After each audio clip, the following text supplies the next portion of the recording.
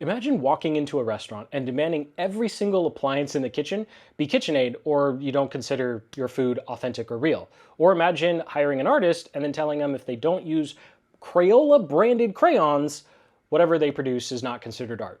As silly as it sounds, that's almost what YouTube is about to do to us if you want to get the captured with camera tag on your video, aka your video is authentic and real and not a bunch of AI jargon. So here's what's going on.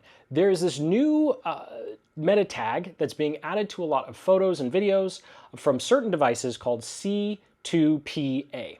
So essentially, if you don't use a pre-approved camera, editing software, storage solution, and of course, if all of your graphics and B-rolls don't come from a pre-approved software, then your end video won't get this tag. And if your end video doesn't have this tag, then you don't get the authentic tag here on YouTube, aka made with camera, in which case our videos are considered not real or authentic. Not really cool. So here's how YouTube explains it. And of course, as usual, it's a good idea. It just winds up being a slippery slope down to something no creator wants. So here it is straight from YouTube's support, or Google's support for YouTube. It signifies that the creator used specific technology to verify their video's origin and confirm its audios and visuals haven't been altered. I don't know, we all mess with our audio, but let's keep going. This, along with our policy on altered and synthetic content, is part of YouTube's efforts to increase transparency. Again, at first glance, this sounds awesome. Okay, great. It's going to protect us creators from all the people who might borrow our content and run it through AI. But here's where the slippery slope starts and why it's a little confusing. Edits that break the chain of provenance or make it impossible to trace the video back to its original source, or significant alterations to the video's core nature or content, including visuals or sounds, will result in it not being considered filmed with camera, aka not authentic, and possibly open up to our videos being treated like all the other AI trash that's starting to infect YouTube. Now look, I totally get it. YouTube is a cash cow for Google.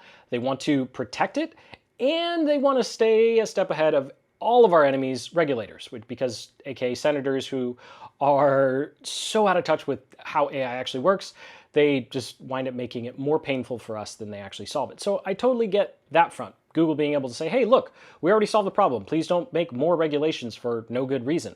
And we can also all agree that there's been a lot of misuse of AI, right? There's deepfakes, there's misrepresentation of reality, there's making people do and say things that they didn't actually say, and then of course there's the whole copyright thing. You take a famous character and make him or her do inappropriate things. So I totally get it. Now, those legitimate concerns aside that have been addressed for the most part from a legal standpoint, we're left with demanding that we use specific hardware and software to produce our videos, and then if we edit them too much, all of a sudden it's considered unauthentic or aka fake.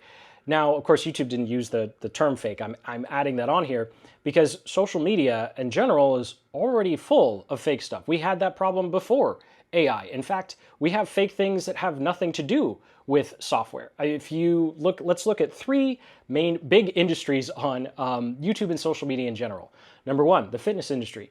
It is full of influencers who say they're just taking good old-fashioned protein or they're following this specific diet, and they're definitely not taking anything that enhances their physique whatsoever, right?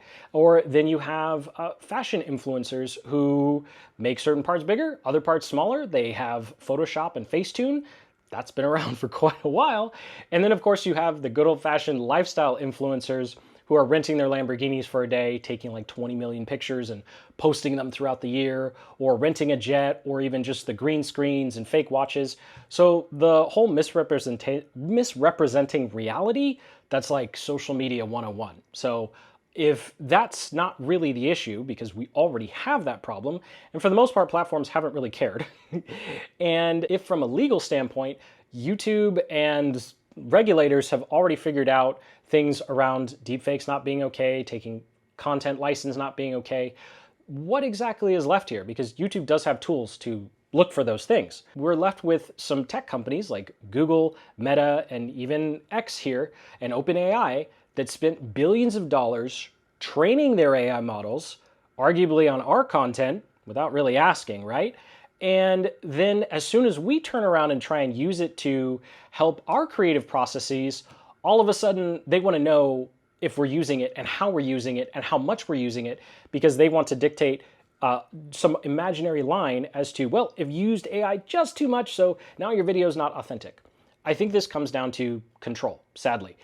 It is a good idea on the surface, but I think it'll wind up going the same way as something like HDCP and DRM. Those are two kind of standards that Blu-ray and streaming services use. Essentially, if you don't use a pre-approved graphics card or HDMI cable, heck, if you use the wrong browser, Netflix and Hulu and Disney Plus will not work.